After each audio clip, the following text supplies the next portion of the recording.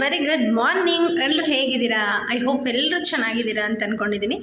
ನಾನು ಕೂಡ ತುಂಬ ಚೆನ್ನಾಗಿದ್ದೀನಿ ಅಂತ ಹೇಳ್ತಾ ಇವತ್ತಿನ ವ್ಲಾಗ್ ಸ್ಟಾರ್ಟ್ ಮಾಡ್ತಾ ಇದ್ದೀನಿ. ವ್ಲಾಗ್ ಸ್ಟಾರ್ಟ್ ಮಾಡ್ತಿರೋ ಟೈಮಿಂಗ್ಸ್ ಬಂದು ಬೆಳಗ್ಗೆ ಈಗ 8:15. ಸೊ ರಿತಿಕ್ಷನ್ನ ಆಲ್ರೆಡಿ ಸ್ಕೂಲಿಗೆ ಕಳಿಸಿದ್ದೀನಿ ಗೈಸ್. ಈಗ ನಾನು ಇನ್ನೇನು ಅಂಗಡಿಗೆ ಹೋಗಬೇಕು. ರಿತಿಕ್ಷನ್ನ ಬಿಟ್ಟು ಬರೋಕ್ಕೆ ಅಂತ ಹೇಳಿ ಲೋಕಿ ಋತ್ವಿಕ್ನೂ ಕೂಡ ಕರ್ಕೊಂಡು ಹೋಗಿದ್ದಾನೆ.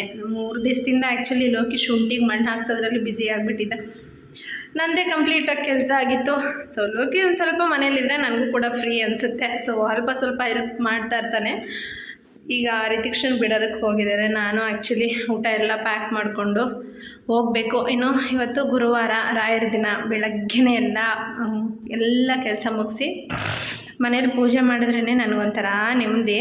ಸೊ ಇವತ್ತು ಆ್ಯಕ್ಚುಲಿ ನಾನು ನೆಕ್ಸ್ಟ್ ಇಯರ್ ನನ್ನ ಗೋಲ್ಗೆ ಏನು, ನೆಕ್ಸ್ಟ್ ಇಯರ್ ನನ್ನ ಗೋಲಲ್ಲಿ ನಾನು ಏನೇನು ಅಚೀವ್ ಮಾಡಬೇಕು, ಈ ವರ್ಷದ್ದು ಈಗ ಅಂದ್ಕೊಂಡಿದ್ದೆಲ್ಲ ಮುಗ್ದಿದೆ ಆ್ಯಕ್ಚುಲಿ. ಈಗ ತೀರಾ ಇನ್ನೇನು ಅತಿ ಆಸೆ ಅನ್ನೋದೆಲ್ಲ ಏನಿಲ್ಲ. ಬಟ್ ಆದರೂ ಮನುಷ್ಯನಿಗೆ ಏನಾದರೂ ಒಂದು ಸಾಧಿಸಲೇಬೇಕು ಅನ್ನೋ ಆಸೆ ಇದ್ದೇ ಇರುತ್ತಲ್ವ. ಸೊ ಈ ವರ್ಷ ಒಂದು ಸಂಕಲ್ಪ ಮಾಡ್ಕೊಂಡಿದ್ದೀನಿ, ಪೂಜೆ ಮಾಡಿ ಇನ್ನೇನು ಅಂಗಡಿಗೂ ಕೂಡ ಹೋಗಬೇಕು. ಸೊ ಅಂಗಡಿಲಿ ಊಟ ತೊಗೊಂಡು ಹೋಗೋಕ್ಕೆ ಅಂಥೇಳಿ ಬಾಕ್ಸ್ ಎಲ್ಲ ಪ್ಯಾಕ್ ಮಾಡ್ಕೊಂಡಿದ್ದೀನಿ ಆಲ್ರೆಡಿ, ನೋಡ್ತಿರ್ಬೋದು. ಸೊ ಇವತ್ತು ತಿಂಡಿಗೆ ಆ್ಯಕ್ಚುಲಿ ರೈಸ್ ಬಾತ್ ಮಾಡಿದ್ದೀನಿ. ನಮ್ಮ ಮನೇಲಿ ಏನಂದರೆ ಜಾಸ್ತಿ ರೈಸ್ ಬಾತೇ ರಿತಿಕ್ಷನ್ ತುಂಬ ಫೇವ್ರೇಟು. ಅದರಲ್ಲೂ ನಾನು ಮಾಡೋವಂಥ ಪಲಾವು ಮತ್ತು ಗೀ ರೈಸು ಕುರ್ಮಾ ಅಂತೂ ಸೂಪರ್ ಕಾಂಬಿನೇಷನ್. ಅವಳಿಗಂತೂ ಸಿಕ್ಕಾಪಟ್ಟೆ ಫೇವ್ರೇಟು. ಎಷ್ಟು ಕೇಳಿದ್ರು ಕೂಡ, ಎಷ್ಟು ಬೇಜಾರು ನನಗಾಗಿದ್ರು ಕೂಡ ಅವಳಿಗೆ ಆಗೋದೇ ಇಲ್ಲ. ಅಮ್ಮ ಮಾಡಿಕೊಡು ಅಂತ ಹೇಳ್ತಾಳೆ. ಇನ್ನು ಬೆಳಗ್ಗೆ 5 ಗಂಟೆಗೆ ಎದ್ದಿರ್ತೀನಿ, ಸಿಕ್ಕಾಪಟ್ಟೆ ಸುಸ್ತಾಗ್ಬಿಡುತ್ತೆ.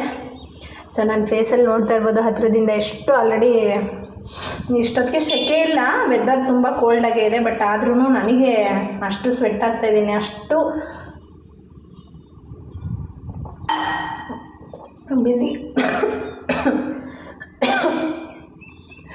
ಬ್ಯುಸಿಯಾಗಿರ್ತೀನಿ. ನನಗೆ ತುಂಬ ಜನ ಸಿಸ್ಟರ್ಸು ಕಮೆಂಟ್ ಮಾಡ್ತಾ ಇರ್ತೀರಾ, ನಿಮ್ಮ ಒಪಿನಿಯನ್ಸ್ನ ಶೇರ್ ಮಾಡ್ತಾ ಇರ್ತೀರಾ. ಎಲ್ರಿಗೂ ಥ್ಯಾಂಕ್ಸು. ಬೇರೆಯವ್ರಿಗೆ ಒಂದು ಸ್ವಲ್ಪ ಬ್ಯಾಡ್ ಕಮೆಂಟ್ಸ್ ಬರುತ್ತೋ ಏನೋ ಗೊತ್ತಿಲ್ಲ. ಬಟ್ ಆ್ಯಸ್ ಆಫ್ ನಾವು ನನಗಿದ್ದೂವರೆಗೂ ಎಲ್ಲರೂ ಸಪೋರ್ಟಿವ್ ಆಗೇ ಮಾತಾಡ್ತೀರಾ. ಅದನ್ನು ನೋಡಿ ಕೂಡ ನನಗಂತೂ ಬ್ಯಾಕ್ ಟ್ಯಾಕ್ ಮಾಡ್ಕೊಂಡು ಸಿಕ್ಕಾಬಟ್ಟೆ ಖುಷಿ ಆಗುತ್ತೆ. ಥ್ಯಾಂಕ್ಸ್. ಇದೇ ರೀತಿ ಸಪೋರ್ಟ್ ಮಾಡ್ತಾಯಿರಿ. ನಿಮ್ಮ ಸಪೋರ್ಟ್ ಇದ್ದರೆ ನಾನು ಕೂಡ ಆದಷ್ಟು ಬೇಗ ಯೂಟ್ಯೂಬರ್ ಆಗೋಕ್ಕೆ ಸಾಧ್ಯ ಸಿಗುತ್ತೆ. ಹಾಗೆ ಸಿಸ್ಟರ್ ಬಿಡಬೇಡಿ, ಕಂಟಿನ್ಯೂ ಮಾಡಿ ಅಂತ ತುಂಬ ಜನ ಹೇಳ್ತಾ ಇದ್ದೀರಾ. ಸೊ ಕಂಟಿನ್ಯೂ ಮಾಡ್ತೀನಿ ಅಂತ ಹೇಳ್ತಾ, ಕೆಲವೊಬ್ಬರಿಗೆ ಏನೇನು ಉತ್ತರ ಕೊಡಬೇಕು ಅದು ಆಲ್ರೆಡಿ ನಾನು ಬ್ಲಾಗಲ್ಲಿ ನೋಡ್ತಿರೋರ್ಗೆ ಉತ್ತರ ಕೊಟ್ಬಿಟ್ಟಿರ್ತೀನಿ. ಸೊ ಪೂಜೆ ಹೆಂಗೆ ಮಾಡಿದೆ ಏನು ಅಂತ ತೋರಿಸ್ತೀನಿ ನೋಡಿ. ಇವತ್ತು ಸಂಕಲ್ಪ ಮಾಡ್ಕೊಳೋದಕ್ಕೆ ಯಾವ ಥರ ಪೂಜೆ ಮಾಡ್ಕೊಂಡಿದ್ದೀನಿ ಅಂತ. ನಾನು ತುಂಬ ಸಲ ಹೇಳ್ತಾ ಇರ್ತೀನಿ, ಮನೇಲಿ ಪೂಜೆ ಮಾಡಿದಾಗ ತುಂಬ ಜನ ನೀವು ಕಡ್ಡಿ ಹಚ್ಚಿಲ್ಲ ಅಂದರೂ ಪರವಾಗಿಲ್ಲ, ಊದು ಕಡ್ಡಿ ಹಚ್ಚಿಲ್ಲ ಅಂದ್ರೂ ಕರ್ಪೂರ ಹಚ್ಚಿ ಅಂತ ಹೇಳ್ತಾನೆ ಇರ್ತೀನಿ. ಯಾಕೆ ಗೊತ್ತಾ, ಮನುಷ್ಯ ಅಂದಮೇಲೆ ಯಾರೂ ತಪ್ಪು ಮಾಡ್ದಿರೋ ಇರೋದಕ್ಕೆ ಸಾಧ್ಯನೇ ಇಲ್ಲ. ಎಲ್ಲರೂ ಕೂಡ ಒಂದಲ್ಲ ಒಂದು ರೀತಿ ತಪ್ಪು ಮಾಡಿರ್ತೀವಿ. ಸೊ ಕೆಟ್ಟದಾಗಿ ಅಂತ ಹೇಳಿ ಬೈ ಮಿಸ್ಸಾಗಿ ಮಾಡಿರ್ಬೋದು, ಅಥವಾ ಏನೋ ಮಾಡೋಕ್ಕೆ ಹೋಗಿ ನಮ್ಗೆ ಗೊತ್ತಿಲ್ದಿರನೇ ಅಚಾತುರ್ಯದಿಂದನೂ ಕೂಡ ಆಗಿರುತ್ತೆ. ಈ ಥರ ಆಗಿರುತ್ತೆ. ಅದು ಏನೇ ಮಾಡಿದ್ರೂ ಕೂಡ ಕರ್ಪೂರ ಹಚ್ಚಿ ನಮ್ಮ ಪ್ರಾರ್ಥನೆ ಸಲ್ಲಿಸೋದ್ರಿಂದ, ನೀವು ಕರ್ಪೂರ ಹಚ್ಚಿದಾಗ ಪ್ರತಿ ಸಲ ನನಗೆ ಗೊತ್ತಿಲ್ಲದೇನೋ ನಾನೇನಾದರೂ ತಪ್ಪು ಮಾಡಿದರೆ ಕ್ಷಮಿಸು ಅಂತ ಕೇಳೋದ್ರಲ್ಲಿ ನಿಜವಾಗ್ಲೂ ತುಂಬ ಒಳ್ಳೆ ಬೆನಿಫಿಟ್ ಇದೆ. ಸೊ ಬನ್ನಿ ಇವತ್ತಿನ ಪೂಜೆ ಹೆಂಗೆ ಮುಗೀತು ಅಂತ ಹೇಳ್ತೀನಿ. ಅದಾದಮೇಲೆ ಇವತ್ತೊಂದು ವಿಷಯದ ಬಗ್ಗೆ ಮಾತಾಡಬೇಕು ಅಂತ ಅಂದ್ಕೊಂಡಿದ್ದೀನಿ, ಅದ್ರ ಬಗ್ಗೆನೂ ಕೂಡ ತಿಳಿಸ್ತೀನಿ.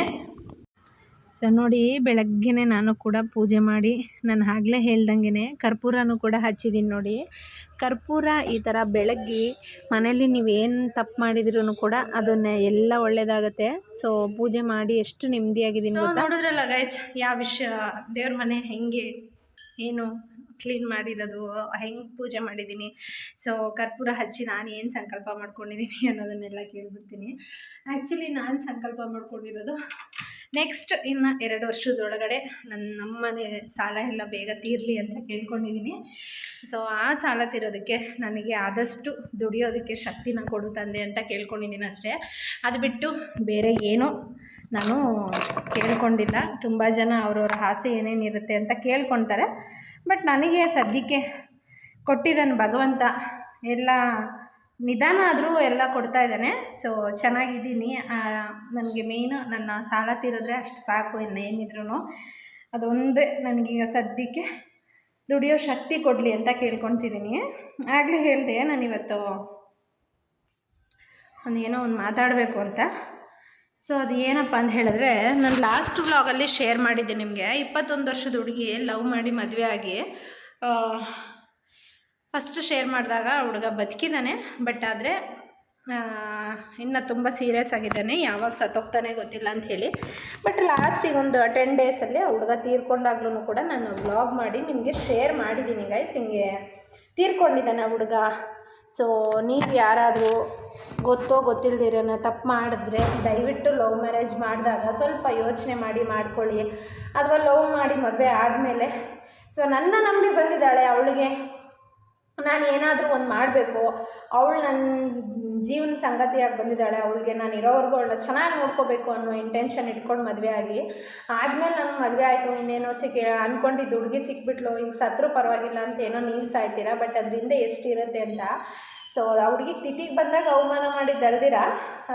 ಸೊ ಈಗ ನಿನ್ನೆ ರೀಸೆಂಟಾಗಿ ವರಮಹಾಲಕ್ಷ್ಮಿ ಹಬ್ಬಕ್ಕೆ ಅಂತ ಹೇಳಿ ಅಂಗಡಿಗೆ ಸೀರೆ ತೊಗೊಂಡು ಹೋಗೋಕೆ ಬಂದಿದ್ಲು. ಸೊ ಒಂದು ಸೀರೆ ತೊಗೊಂಡು ಹೋದ್ಲು. ಅವಾಗ ಅವಳು ಶೇರ್ ಮಾಡಿದ್ಲು, ಅಕ್ಕ ನೀನು ವಿಡಿಯೋ ಮಾಡಿ ಬಿಟ್ಟ ಮೇಲೆ ನಿಜವಾಗ್ಲೂ ಅದು 2-3 ಜನ ನೋಡ್ಕೊಂಡಿದ್ದಾರೆ. ಸೊ ನನ್ನ ಹತ್ರ ಈಗ ಜಾಸ್ತಿ ಮಾತಾಡಲ್ಲ ಅಕ್ಕ, ಬಿಡಾಕ ಬೇಡ ಅಂತ ಹೇಳಿದ್ಲು.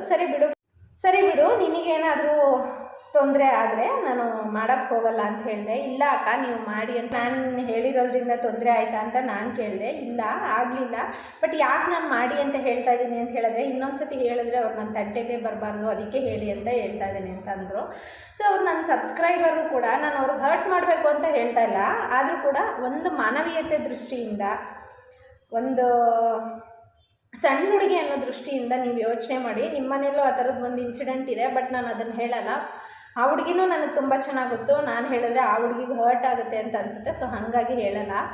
21 ವರ್ಷಕ್ಕೆ ಅವಳು ಗಂಡನ್ನ ಕಳ್ಕೊಂಡಿದ್ದಾಳೆ ಅಂತ ಹೇಳಿದ್ಮೇಲೆ 21 ವರ್ಷಕ್ಕೆ ಗಂಡನ ಕಳ್ಕೊಂಡು ಮಗುವನ್ನ ಸಾಕಬೇಕು ಅಂತ ಹೇಳಿದ್ರೆ ಅವಳು ಕೆಲ್ಸಕ್ಕೆ ಹೋಗಲೇಬೇಕು. ಕೆಲ್ಸಕ್ಕೆ ಹೋಗಿ ಸಂಪಾದನೆ ಮಾಡಿ ದುಡಿತಾ ಇದ್ದಾಳೆ, ಮಗನಿಗೆ ಫೀಸ್ ಕಟ್ತಾ ಇದ್ದಾಳೆ. ಈಗ ಇಂಗ್ಲೀಷ್ ಮೀಡಿಯಮ್ ಹಾಕಿ ಮಗುನ ಓದಿಸ್ಬೇಕು ಅಂತ ಹೇಳಿದ್ರೆ 40,000 ರಿಂದ 50,000 ರೂಪಾಯಿ ಬೇಕೇ ಬೇಕಾಗುತ್ತೆ. 50,000 ರೂಪಾಯಿ ಯಾರು ಕೊಡ್ತೀರಾ ಅವಳಿಗೆ? ನೀವು ಯಾರೂ ಕೊಡಲ್ಲ ಅವಳಿಗೆ 50,000 ರೂಪಾಯಿ. ಅಪ್ಪ ಅಮ್ಮನ ಹತ್ರ ಕೇಳೋಕ್ಕೆ ನಾಚಿಕೆ ಆಗುತ್ತೆ. ಯಾಕೆಂತ ಹೇಳಿದ್ರೆ ನಾವು ಲವ್ ಮಾಡಿ ಮದುವೆ ಆದಮೇಲೆ ಈ ಥರ ಪರಿಸ್ಥಿತಿಲಿ ಚೆನ್ನಾಗಿದ್ದಾಗ ಹೋಗೋದು ಬೇರೆ, ಕೆಟ್ಟ ಮೇಲೆ ಹೋಗೋದು ಯಾರಿಗೂ ಅಷ್ಟು ಒಳ್ಳೇದಲ್ಲ ಅನಿಸುತ್ತೆ. ನಾವು ಕೈಕಾಲು ಗಟ್ಟಿ ಇರೋವರೆಗೂ ನಾವು ದುಡ್ಕೊಂಡು ತಿನ್ನಬೇಕು. ನಾವು ಕೆಲಸಕ್ಕೆ ಹೋಗ್ಬೇಕಾದ್ರೆ ಆ ಹುಡುಗಿ ಒಂದು ಬೊಟ್ಟಿಟ್ರೆ ಮಾತಾಡ್ತಾರಂತೆ, ಒಂದು ಕುಂಕುಮ ಇಟ್ಕೊಂಡ್ರೆ ಮಾತಾಡ್ತಾರಂತೆ, ಹೂವು ಮುಡ್ಕೊಂಡ್ರೆ ಮಾತಾಡ್ತಾರಂತೆ. ಅಲ್ಲ ನನಗೊಂದು ಮಾತು ಹೇಳಿ, 21 ವರ್ಷದ ಹುಡುಗಿಗೆ ಏನೂ ಆಸೆ ಇರಲ್ವಾ? ಈಗ ನನಗೆ ಆ್ಯಕ್ಚುಲಿ ನನ್ನ ಏಜ್ ಹೇಳಬೇಕು ಅಂತ ಹೇಳಿದ್ರೆ 38 ವರ್ಷ. ನನಗೇ ಆಸೆ ಇರುತ್ತೆ ಅಂತ ಹೇಳಿದ್ರೆ ಅದಿನ್ನೂ ನನಗಿಂತ ಹೆಚ್ಚು ಕಮ್ಮಿ ಆಲ್ಮೋಸ್ಟು 16 ವರ್ಷದ ಚಿಕ್ಕ ಹುಡುಗಿ, ಅವಳಿಗೆ ಆಸೆ ಇರಲ್ವಾ? ಇರುತ್ತಲ್ವ? ಯಾಕೆ ಆ ಥರ ಮಾತಾಡ್ತಿರೋ? ಭಗವಂತ ನಿಮ್ಗೆ ಅದೇನು ಕಡಿಮೆ ಮಾಡಿದ್ದಾನೋ ಗೊತ್ತಿಲ್ಲ.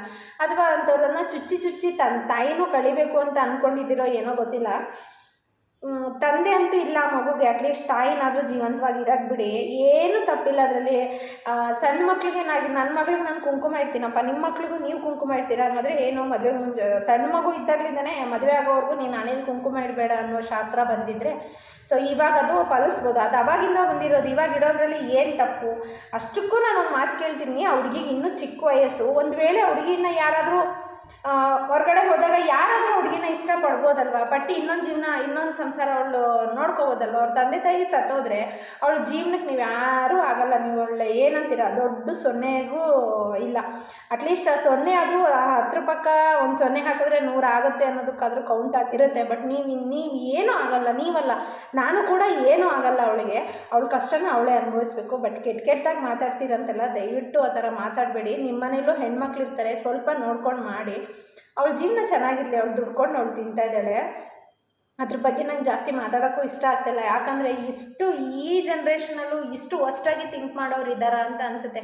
ಹೆಣ್ಮಕ್ಳು ಆಗಲಿ ಗಂಡ್ಮಕ್ಳು ಆಗಲಿ ಯಾರೂ ಹಿಂಗೆ ಆಗಿಬಿಡ್ಲಿ, ಹಿಂಗೆ ಕೆಟ್ಟದಾಗಲಿ ಅಂತ ಅಂದ್ಕೊಂಡು ಯಾರೂ ಮದುವೆ ಆಗಿರಲ್ಲ. ನಮ್ಮ ಹಣೆ ಬರಹ. ಎಷ್ಟೊಂದು ಸತಿ ಅರೇಂಜ್ ಮ್ಯಾರೇಜ್ ಮಾಡಿರ್ತಾರೆ, ಅರೇಂಜ್ ಮ್ಯಾರೇಜ್ ಮಾಡಿರೋದ್ರಲ್ಲಿ ಒಂದೇ ದಿವಸಕ್ಕೆ ಸತ್ತೋಗಿದ್ದಾರೆ. ಈಗ ರೀಸೆಂಟಾಗಿ ಒಂದು ಇನ್ಸ್ಟಾಗ್ರಾಮಲ್ಲೆಲ್ಲ ಬಂತು, ನೀವು ನೋಡಿರ್ಬೋದು. ಆಷಾಢಕ್ಕೆ ಹೋಗಿರೋಳನ್ನ ಗಂಡ ಹೆಂಡ್ತಿನ ಕರ್ಕೊಂಬರ್ತಾ ಇರ್ತಾನೆ, ಮಿಸ್ಸಾಗಿ ಸೇತುವೆಗಳಿಗೆ ಬೀಳ್ತಾಳೆ. ಗಂಡನಿಗೆ ಈಜು ಬಂದಿತ್ತು, ಗಂಡ ಎದ್ದು ಬಂದ. ಹೆಂಡತಿಗೆ ಈಜು ಬರಲಿಲ್ಲ, ಅವಳು ಸತ್ತೋದ್ಲು. ಹಂಗಂತ ನನ್ನ ಹೆಂಡತಿ ಜೊತೆ ನಾನು ಸಾಯ್ತೀನಿ ಅಂತ ಅವ್ನು ಸತ್ನ ಸಾಯಲಿಲ್ಲ. ಯಾಕೆಂದರೆ ಅವ್ನು ಬದುಕೋದು ಅವನಿಗೆ ಮುಖ್ಯ ಆಗಿತ್ತು, ಬದುಕ್ತಾ. ಹಂಗಂತ ಅವ್ನು ಮಾಡಿದ ತಪ್ಪು ಅಂತಲೇ ಹೇಳಲಿಲ್ಲ. ಅವಳು ದಾಯಿಸಷ್ಟಿತ್ತು, ಹೋಯ್ತು. ಈಗ ಅವಳು ಹೊಟ್ಟೋದ್ಲು ಇವನಿಂದ. ಹೇಳೋ ಲೆಕ್ಕ ತಂದೆ ತಾಯಿ ಮನೇಲಿ, ಹೆಣ್ಮಕ್ಳು ತಂದೆ ತಾಯಿ ಮನೇಲಿ ಗಂಡನ್ನ ಬೈಬೇಕು, ನೀನು ಓಡಿಸೋದು ನೆಟ್ಟಿಗೆ ಓಡಿಸ್ಕೊಂಡು ಹೋಗಿದ್ರೆ ಹಿಂಗೆಲ್ಲ ಆಗ್ತಿರ್ಲಿಲ್ಲ ಅಂತ. ಬಟ್ ಏನು ಮಾಡೋದು, ಮಿಸ್ಸಾಗಿ ಆಗಿದೆ. ಬಟ್ ಹಂಗಂತ ಅವನು ಚುಚ್ಚಿ ಮಾತಾಡೋಕ್ಕಾಗಲ್ಲ. ಸೊ ಈ ಥರ ಅಷ್ಟೇ. ಅವಳು ಸತ್ಲು ಅಂತ ಅವ್ನು ಸತ್ತೋಗ್ಬಿಟ್ನಾ?